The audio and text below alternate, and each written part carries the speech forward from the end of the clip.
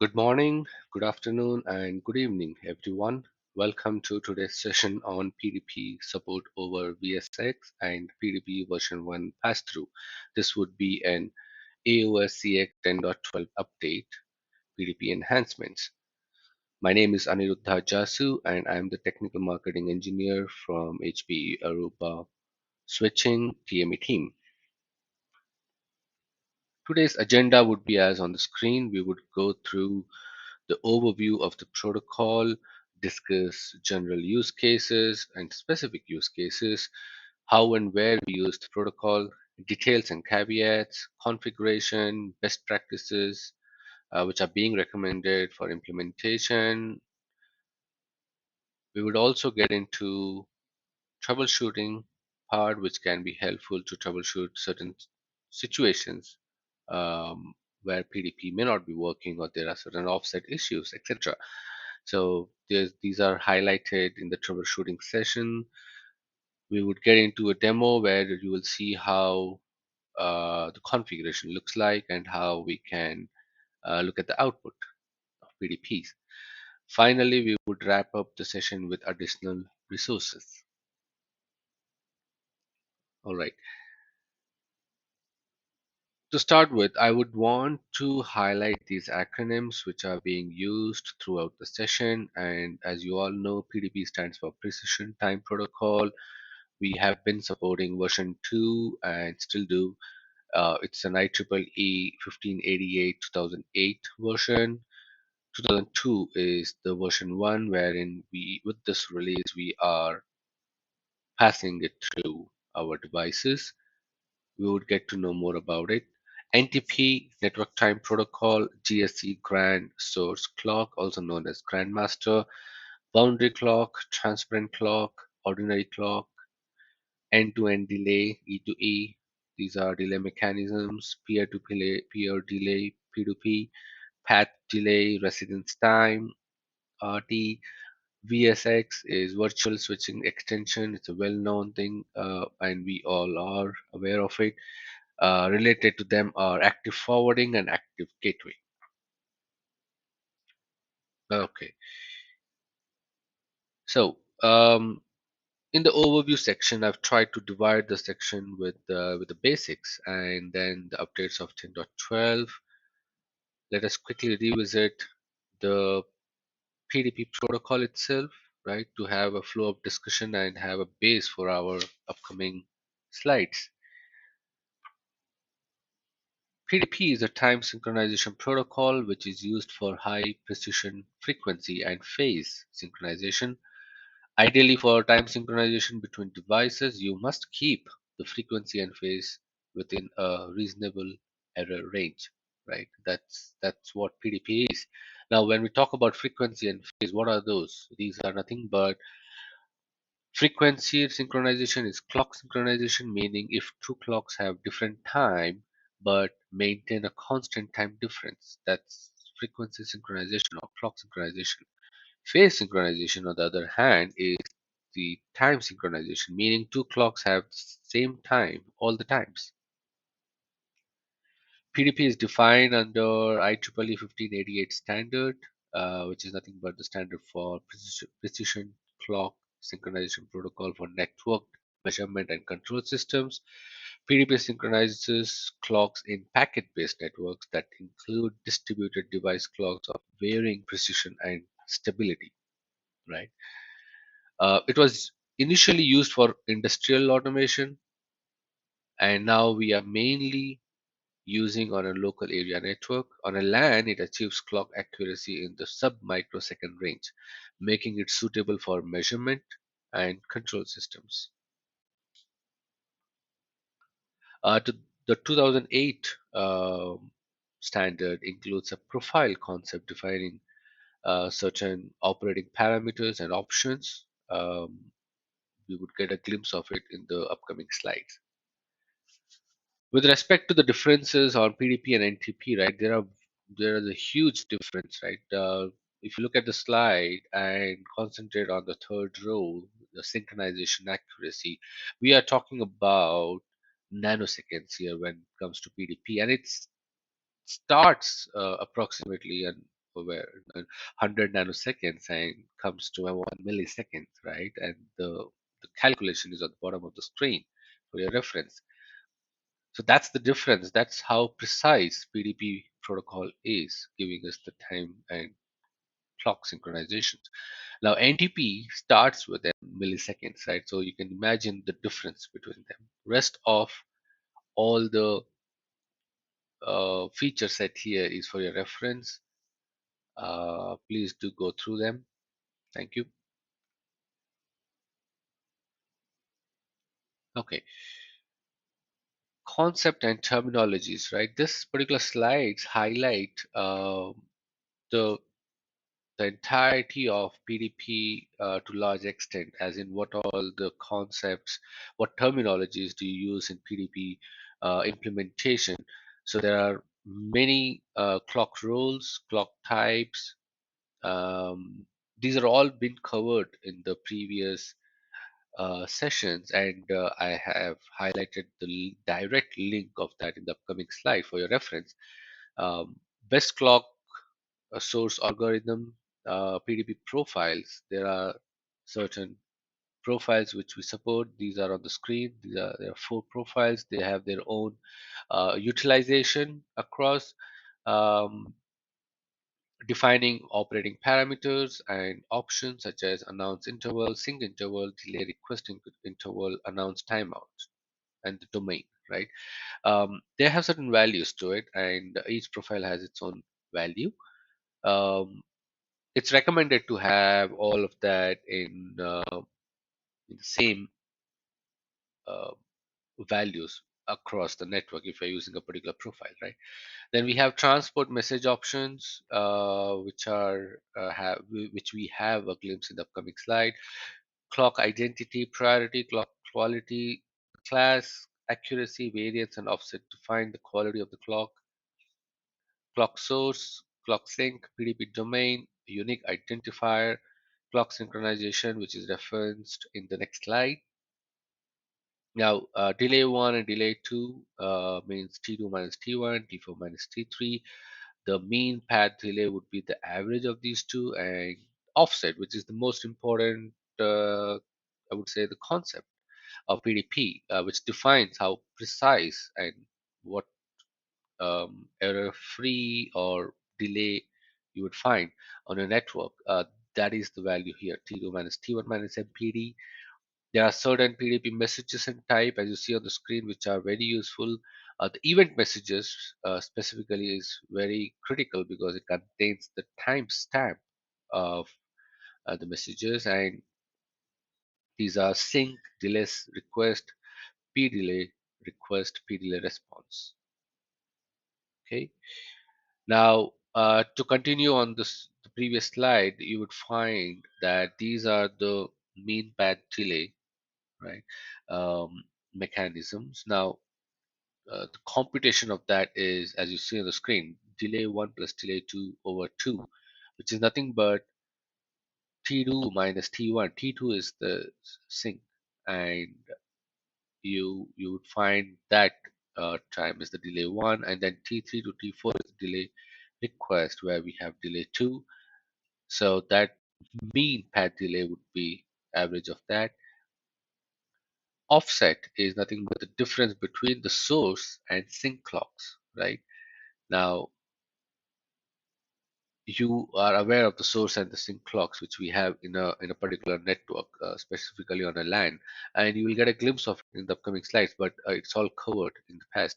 Now, that's the difference between them would be the offset line, which is nothing but T2 minus T1 minus mean path delay, right? This is the amount of clock correction that is applied. It's a micro adjustment of its to its own internal clock, right? This is for your reference here, a refresher. Yeah. Okay, as promised, these are the direct links to the previous sessions we have. Uh, to go through them, it would help in a particular flow as well, as an update to 10.12. Right? These are the PDP messages as a reference. We have transport options. There are various way we can use PDP. We mainly recommend it on IPv4 multicast. Now it uses all except peer delay messages, which is dot 129. Peer delay messages itself is on dot 107. PDP over IPv4 unicast is supported, wherein it's recommended or it's required to have a peer IP addresses, right? In multicast, you can have the multicast um, configuration and group. PDP over Ethernet pure L2 is also supported. PDP over IPv6 is not supported as of 10.12. That is also true for PDP over VXLAN as of 10.12, not supported. PDP message types are general messages and event messages, as we discussed. General messages uses UDP port 320, and event messages uses UDP port 319, which are very critical transport timestamps messages. So in particular to 10.12 overview, you would find that we have introduced PDP version 1 pass-through, wherein we are saying that as the name suggests, it's a pass-through. We are allowing version 1 packets to pass through both PDP and non-PDP aware devices on your network. Um, which just a quick note that we were also allowing version 2 in the past, and they were never dropped since its feature support introduction 10.8. But now version 1 is a pass through. It's a we will get more into it. Like version 2 is actually getting processed. Version 1 does not. We will talk more about it, but it's just an overview that we have introduced this. And we have also introduced PDP support over VSX, and PDP transparent clock is the type of clock we are supporting on VSX, and it supports both the delay mechanisms, that is P2P and E2E. Uh, and we have also introduced this VSX sync peer, where the TC PDP TC clock configuration is getting synced to VSX peers.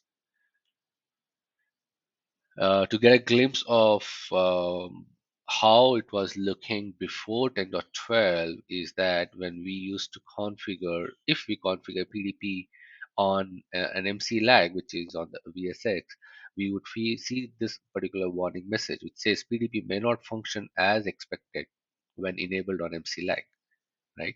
And it was accepting the command, but it would not be working as desired. It is not getting processed at all, right? Um, but since 10.12, we are not getting that message, warning message, and it is fully supportable. And although if you change the mode or configure the mode as boundary end to end, you would get the message as PDP in boundary clock mode will not function as expected when PDP is enabled on MC lag, because we are supporting only transparent clock mode on VSX, right? So this is another important point. Use cases are very important because we have to understand where we are using it, right? There are I've divided this in two particular section, wherein first I'm talking about the general PDP itself, where the uses are, and then in particular to our network where we are implementing it, right? So stock market trading, these are all time sensitive uh, and transactions required. So PDP is definitely used there in general. That is also true for financial transactions on mobile banking or applications. Robotics, this is again a time sensitive industry and application, right? Mobile phone tower transmissions, wireless access networks, urban rail transit, aircraft monitoring instruments, all of these require PDP in general, right? Um, The need is for accurate timestamping and capable of setting coordinated actions which are synchronized communications. Right? We're talking about nanoseconds here, so everything has to be on time. The next use case would be on our land deployments, campus deployments. We have small, medium, large campus deployments with VSX. Implementation, for example, if you see medium large VSX topology, it would look something like this. And you would find that the grand source clock is connected to the boundary clock. Then we have VSX system in place, which are nothing but transparent clock mode. You can have service aggregation as well. We have another VSX system for that. Finally, with the access layer, we have introduced VSF here, for example, and in transparent clock mode. Clients behind that, right? So we'll talk about the topology and more in the upcoming slides and demo, but this is one of the main important use cases today. Details and caveats. We will talk about understanding of PDP version 1 traffic handling, right? Um, it's important to understand that these PDP version 1 packets are not processed or routed by the switches, right? We are just letting them pass through, and it's completely filtered out of PDP processing, right? It is treated as any other multicast packet out there. So they are just forwarded out based on a destination MAC address, right? PDP version 1 packets are not pulled to CPU, it's forwarded by the ASIC itself, hence we don't have any CLI for the same, right? Both version 1 and version 2 packets will have destination IP address as 224.0.1.129. For PDP version 1, our recommendation is not to have IGMP static join configuration on the PC deployments. The version 1 does not require it to be routed and usually uses TTL of 0, that is as per the IEEE standard. So in IP version 4 over L3, the version 1 does not get forwarded. We can use IPv4 over L2 and Ethernet. So that's the recommendation. PDP version 1 are mostly operational only in LAN environment and non-routable. In general, so all except peer delay mechanism messages would be .129 and peer delay mechanism would be .107. That is for your reference. But what are those? These are 107 is a link local multicast address and should be restricted within a VLAN domain.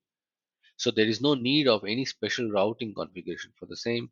For 129.129 falls under the category of routable multicast address, which would mean IGMP and PIM routing decisions will affect the flow of these packets. On the second enhancement which we have, PDP over VSX and traffic handling of that would be that on the VSX topology, PDP supported in transparent clock mode, a standard TC, like any other standard TC parameters network applies to VSX MC-like links as well. The transparent clock mode supported is one-step TC with both end-to-end and peer-to-peer mechanism. PDP enablement on the ISL is required and must be configured mandatorily so that PDP packets bridged via ISL have the correction field updated. It's very important. In case of P2P delay mechanism, the link delay for the ISL link is also determined by the PDP protocol itself and it is compensated in the CF, right? That's the usage of VSX as well. So uh, I would say protocol friendly, user friendly, network friendly as well. Now, PDP for keep alive links depends on the L3 configuration. If the routing protocol is configured to forward PDP packets through KA, then PDP must be enabled on the KA link. Recommendation is to have ISL for PDP communications and not KA, right? Because the best practices for KA is to have its own VRF, which is VRF KA ideally, right? As an example, which we have been doing that, and hence its purpose remains to have keep alive mechanism for VSX operation. Transparent clock peer-to-peer using IPv4 transport methodology requires source IP configuration to send IPv4 PDP messages over L2 MC line. Now, as an additional info, try to highlight this. In case of transparent clock over VSX, any event, VSX software update, primary switch reboot, even secondary switch reboot, right? That can cause a flap in ISL link state. It will result in momentary PDP packet loss depending on the underlying VSX and multicast infrastructure, which would actually temporarily affect the timing during this window, right? So, depending on the criticality and client capability, it is recommended that to filter such network disruptions and rerouting effect, a boundary clock can be used in the downstream as a means to filter and absorb if the clients are not capable of such filtering themselves, right? Some clients are not actually capable of doing that. Right? It's very common, or they do not have sophisticated algorithms for that. A network change can cause offset calculations to spike on simpleton clients. For such, they may connect via a BC to keep the offsets in check. Such a BC could be after a VSX and before a transparent clock too. So, for an example, a sample topology is on your screen wherein ideally this boundary clock would not be at this layer, right? It's right here and supposed to be there. We recommend that, but very critical scenario where we are looking at something. Um, there are chances that either of the switches or the links of goes down, right? ISL flap happens, and the clients are so critical that they cannot have a blip on the night time synchronization. We can introduce a boundary clock here, which would absorb the time and does not change according to the upstream ISL link flaps, and it has its own time, right? So it's keep on updating its clients here, and it won't affect any offset issues or PDP synchronizations, right? So this can be utilized. It's just an additional info as a best practice. Further to the details, PDP transparent clock along with transparent clock VSX along with VSF, like PDP is supported as end-to-end transparent clock on VSF topology. Boundary and peer-to-peer transparent clock is not supported with VSF, right? PDP is always enabled on VSF links and not driven by configuration. PDP with spanning tree, right? In case of existing profiles, which are as of 10.12 non-GPTP profiles, PDP port state will be disabled if STP is blocking the port. Currently, AVB and .AS GPTP, which is nothing but timing and synchronization for time-sensitive applications in bridged local area networks, are not yet supported in 10.12. Configuration wise is pretty straightforward, and I think it's very easy, very user friendly. We enable PDP over VSX with just one command like PDP enable on the MC lags. We saw the glimpse of it in the previous slides. When defining the profile, we are defining the mode as transparent. We have to make sure that it is transparent mode on the VSX, right? We support only that. Boundary clock, we get a warning message, and we do not support that. Now, to enable synchronization of PDP over VSX peer switch, we can use this command, which has been integrated with sync commands, VSX sync PDP global. With respect to REST, we haven't introduced a very new parameter as such on the post.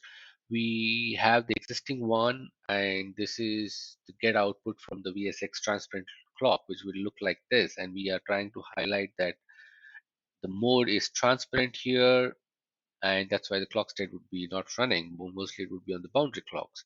But this is how the REST configuration would look like. Very important thing to note is that in case of REST, it is required that we have to configure each and every parameter associated with each profile explicitly for it to work. If you are doing REST configuration, the PDP daemon will not start the protocol state machine until unless all the required config parameters related to the profile is set, right? Any config mismatch would report an error message. This is like any other misconfiguration done via CLI, and but here REST configuration we are configuring ensure that all the parameters are set. Similar to the previous one, get output from a boundary clock. Here it is a single standalone switch with the boundary clock configuration, and you would find that we're trying to highlight what type of delay mechanism it is running, what mode it is, clock state is phase aligned, etc.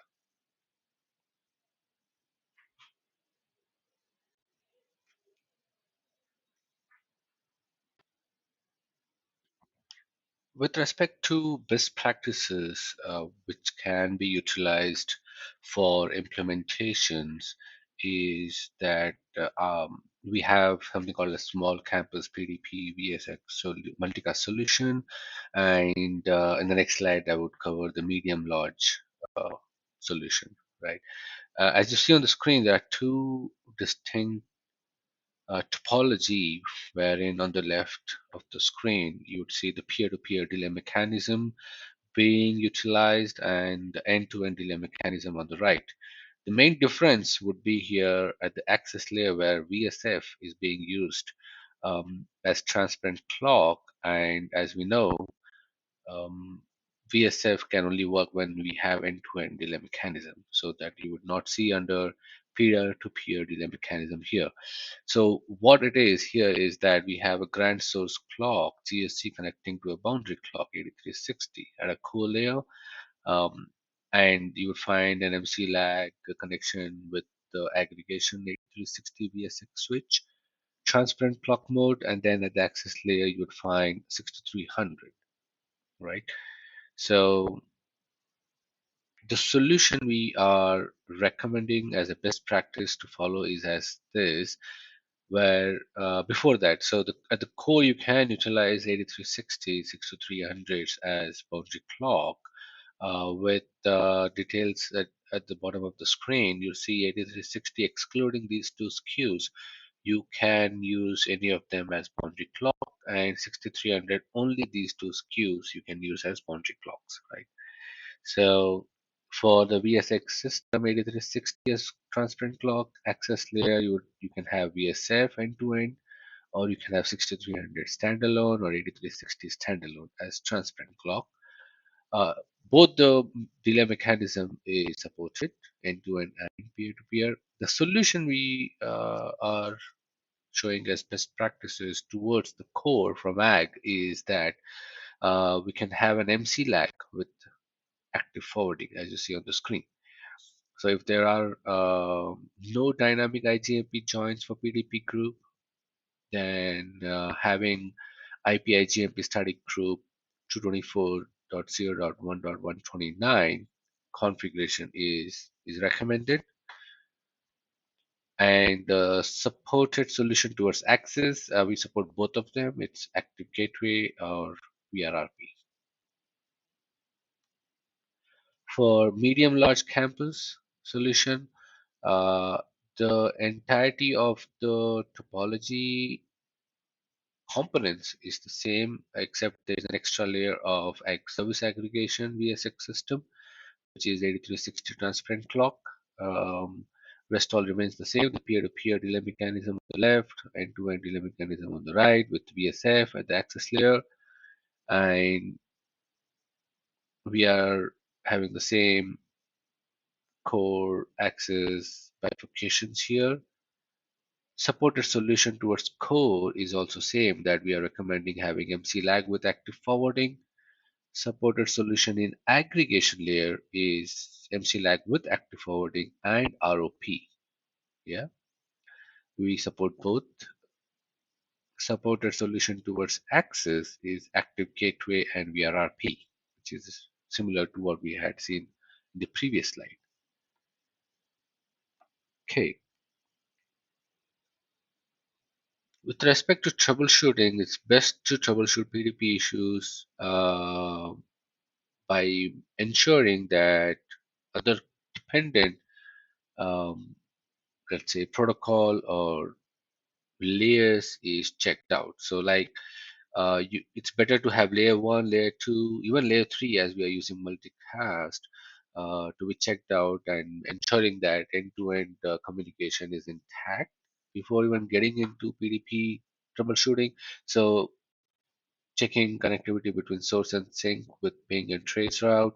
Layer 1 part, ensuring no unsupported transceivers are present, ensuring that if you're using MACsec supported ports, then you can experience higher jitter or lower PTP accuracy. That's by design as of now. And with respect to low speed interfaces, right? Whether it is 8360 or 6300, if you have a 1 gig, which can be smart rate, and 6300 non-smart rate, or transceiver 1 GBT, or 2.5 gig, 5 gig, right? Having as the downlink ports and uplink being non-MACsec ports, then you can still have a slightly higher um, offset uh, PDP, right? Because the speed is low, there are chances of having a background data traffic across. So if you have offset issues, you can check whether these are the ports which are with low speed. Similarly, same goes with 8360's 1 gig ports, for example, or even lower than 10 gig. The recommendation would be to have clients on 10, 25, 40, 50, or 100 gig, where there are chances of having bandwidth higher, right? On the VSX part of the side, ensuring that VSX is intact, MC lags are intact. You can check show VSX status, brief, show VSX LACP aggregates. VSX system should be up and running without any issues. Multicast path is error free. We have multicast routes and IGMP groups where when source and sink are in different subnets, so that there is a reachability for PDP streams from the upstream. Make sure that the M routes are intact. And we already talked about is the static group configuration when PDP clients are not capable of sending IGMP joins. Check if in case L2 switch in leaf, IP IGMP snooping enable is also configured on TCP LAN. Check if in case on L3 network, IP IGMP enable is configured on all PDP enabled L3 interfaces of the TC. This is very important. QoS trust DSCP should be there on all non-BC switches, ensuring that incoming DSCP value of PDP traffic is honored.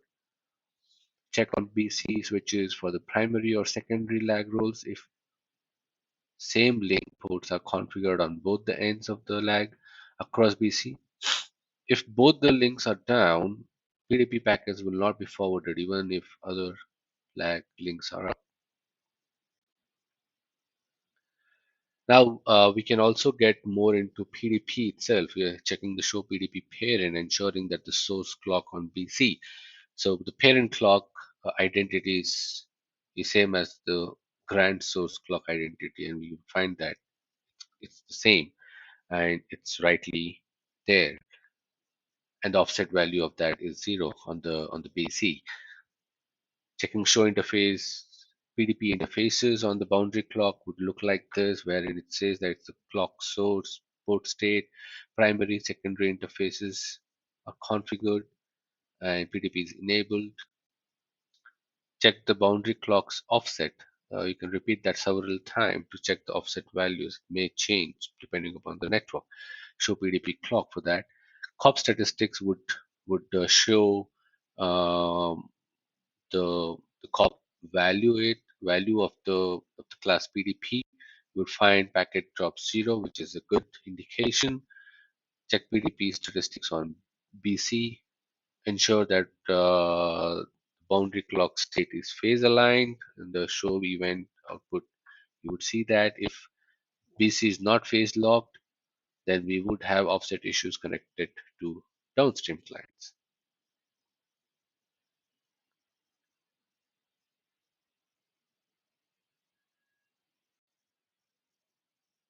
All right, let's get into the demo. Before I log into the demo devices, let me try and highlight the topology which I've created. I'm using the XCR to have act as a GSC, Grand Source or Grandmaster.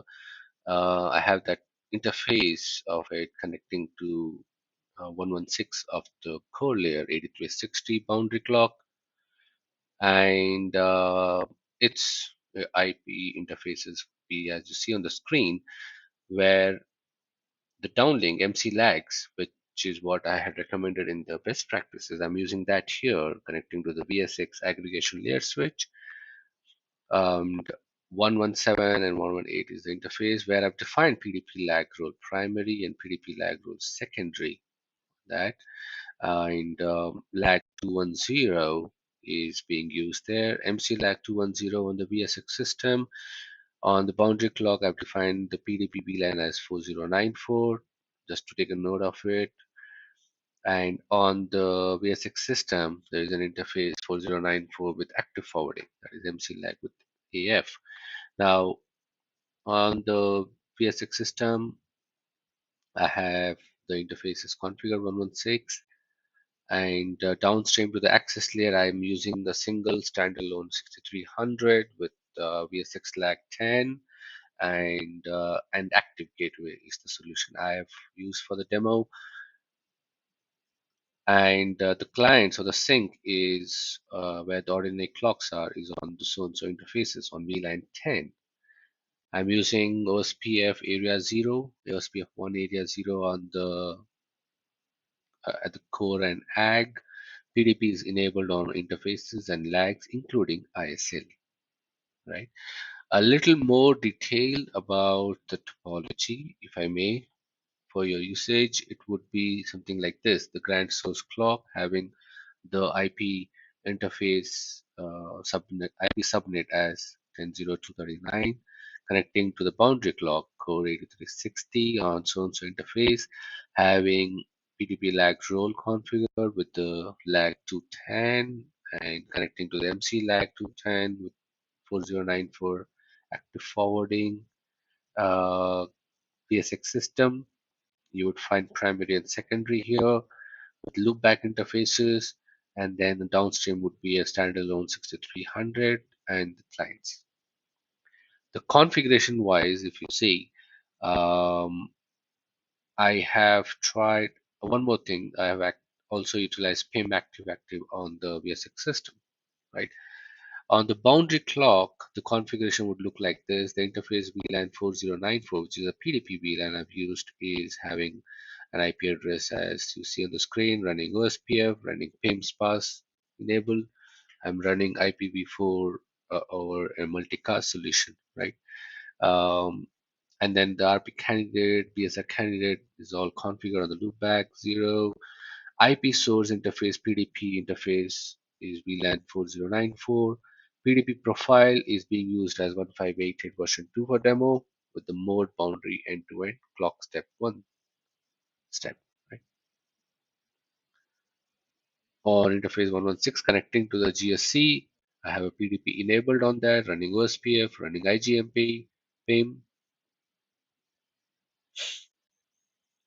On the VSX system, on the primary VSX, I have highlighted where I've enabled PDP on the MC lag 10, which is downstream to the access layer, and I have PDP enabled on 210 on the uplink.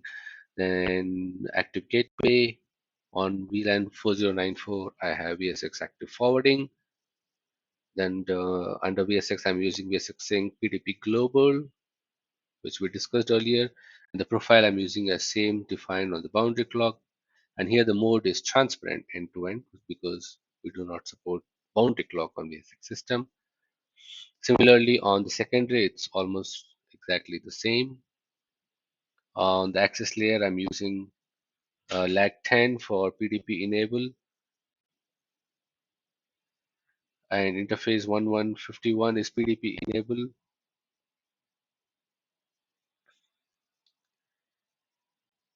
151 is connecting to our the sync clients here, and PTP profile is mode transparent. Yes, VLAN 10, as you see on the clients, where IGMP snooping and IGMP static group has been configured. All right, getting into the demo devices, as you see on the screen, you would find the XR device, which I talked about in the diagram. Now, the interface 116 is where the grand source clock is connected, right? This is what that is, and connecting to our boundary clock 8360. And bottom to the topology was 6300 standalone, connecting to 1151 as the sink, as acting as a client. Now both of them are up. It's all set up. We are not setting up anything. It's all set up. It's pretty straightforward. We are making this board as grandmaster, the rest as slave, using which is nothing but the sync, using the IEEE profile, having delay mechanism request, response, and then getting into the communication mode as multicast, one step mode, right? Once you configure that and you run it, you would find that the offset values are well and good. I've utilized the best practices which I highlighted in the presentation, and the diagram which I showed you with the configuration. With that, the pretty much looking good. Offset values are healthy, and it all depends upon the topology as well in your network, number of hops, type of interfaces, type of speed, type of traffic, right? So there are a lot of factors and it may vary, but this is how it looks. I wanted to show you that firsthand.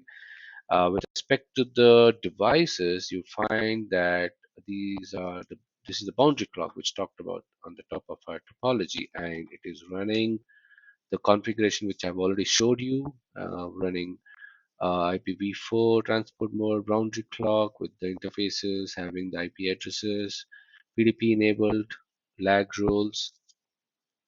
Going to the aggregation layer, you'll find VSX system primary, and you'll find this with the configuration for your reference. Similarly, for our secondary, you'll find similar configuration, and it's all there on the presentation, right? I have actually taken it from the demo devices itself for your reference, and I've already explained that to you. And that finally coming to our uh, access layer device, you will find it's also running the same profile, similar configuration.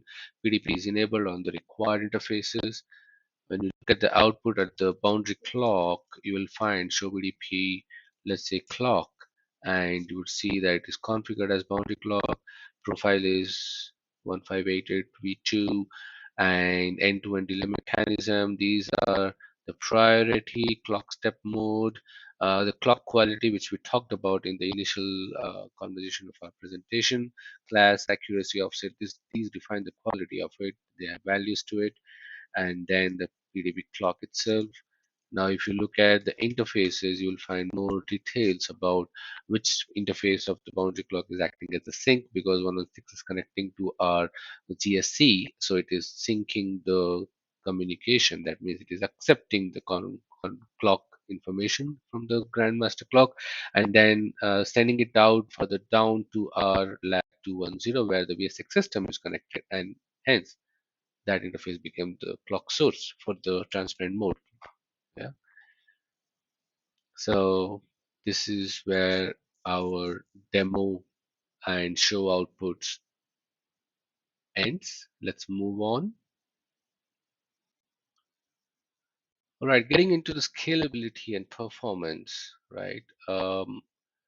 PDP is available on the Aruba 8360 switch series models, excluding the ones which you see on the screen.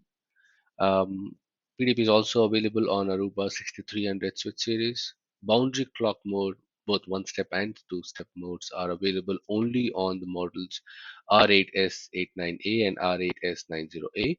All other Aruba 6300 switch series models support only transparent clock, end-to-end P2P mechanisms, and a VSF stack only supports end-to-end mechanism mode, which we already discussed. This is as of 10.12, right? And additional resources you would find on our ASP website, as you see on the screen. If you type in fundamental guide for 8360, 6300 switch series. Under chapter 9, you'll find precision time protocol, and you'll find a lot of details for your reference. With that, we are at the end of the session. I would like to leave here with a thank you note. You all have a great day ahead.